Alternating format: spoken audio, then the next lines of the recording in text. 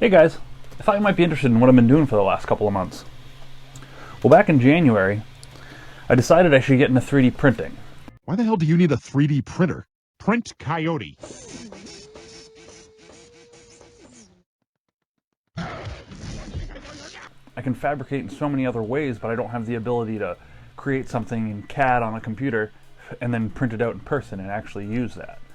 So I thought that was the next logical step in my abilities as a fabricator. I grabbed this printer from a friend at the Open Bench project in Portland, Maine.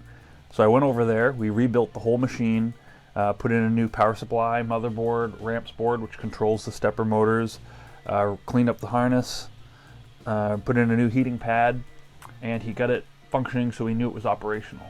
I then took it home, put a brand new version of the operating system, Marlin, that these run on, in it, and had to do a lot of changing of values in that program in Arduino to get this printer to run using the newest version of Marlin. A lot of the things that I was hung up on are things like feed rates, values for which sensors this printer is specifically using, and once I got all those values correct, I got this machine moving and functioning as it should.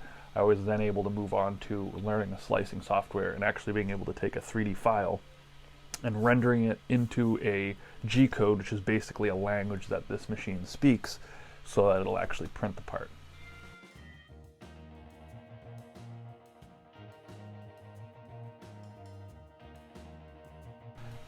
After learning that process, I then knew the next logical step is being able to make my own pieces out of my own design.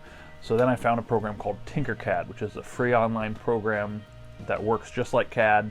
It's super easy to use, super user-friendly, and with that program I'm able to whip up a part in literally a couple of minutes.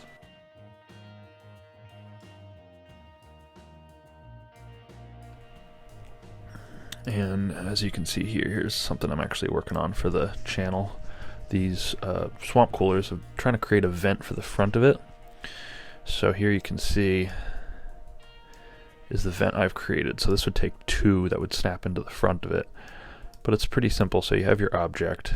These are all negative objects. You can make any shape a negative just by selecting it as a hole.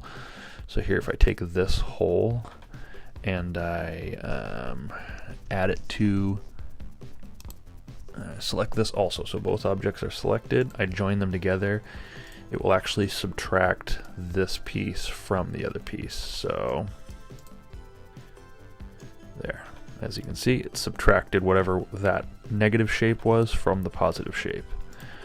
Now we want to undo that, so I'm going to ungroup, then I'm going to select just the cube, get rid of that. So that's basically how this entire piece was made. These are all negatives. So I bet you if I actually ungroup this, see it ungroup the tabs, and then I can ungroup some of these boxes. There you go, you see all the little boxes. Each one of these is just a negative box. So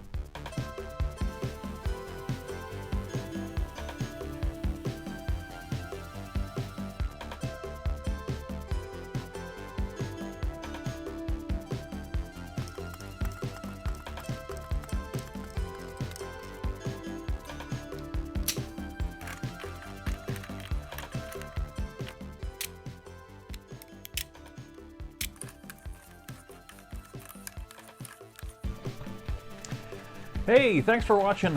Make sure you're subscribed to me on Instagram so you can get updates on some of my cool 3D prints and updates on the projects I'm doing. Make sure you're subscribed if you're not already. Hit that thumbs up button if you liked the video and if it wasn't too boring.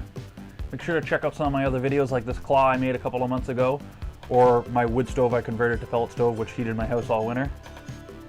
Thanks for watching, and I'll catch you next time.